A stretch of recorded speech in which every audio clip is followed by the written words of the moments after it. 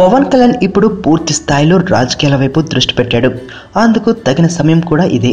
ప్రత్యేక హోదా విషయంలో ఆంధ్రప్రదేశ్ అట్టుడికిపోతోంది. ఈ ఉద్యమాన్ని ముందుండి నడిపించడానికి పవన్ డిసైడ్ అయ్యారు. అందుకోసం 3 అంచెల ఉద్యమ పథకాన్ని పవన్ ప్రకటించాడు కూడా. అయితే అంతకీ వీలు కాని పక్షంలో పవన్ ఆమరణ నిరాహార దీక్షకు పూనుకుంటాడని తెలుస్తోంది. దానికి అమరావతిని వేదిక చేసుకుంటాడని సమాచారం అందుతోంది. నిరాహార దీక్షపై పవన్ తనకు అత్యంత సన్నిహితులతో చర్చలు జరిపినట్లుగా దీనిపై త్వరలోనే ఓ స్పష్టమైన ప్రకటన చేయబోతున్నట్లు సమాచారం అందుతుంది. ఓ పాపులర్ హీరో రోడ్డు మీదకొస్తే తన అభిమానులు వెన్నంటి నిలిస్తే ప్రభుత్వమే స్తంభించిపోతుంది.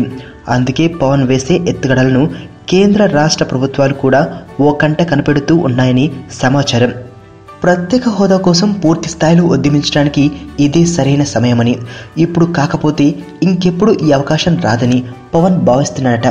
ఈ ఉద్యమాన్ని 2019 ఎన్నికలకు టేకాఫ్గా తీసుకోవాలని పవన్ భావిస్తున్నాడు. పవన్కి అత్యంత సన్నిహితులు కూడా ఇదే అభిప్రాయంతో ఉన్నారని సమాచారం. కాకినాడ సభలో ఆమరణ నిరాహార దీక్ష గురించి చెప్పినా చెప్పకపోయినా పవన్ నిర్ణయం తీసేసుకున్నాడని సమాచారం. లైఫ్లో చాలా మందిని కలుస్తుంటాం. ఎప్పుడో ఎక్కడో ఎవరో ఒకరు కనెక్ట్ అవుతారు. కానీ నా దరిద్రానికి 2 కనెక్ట్ అయ్యారు.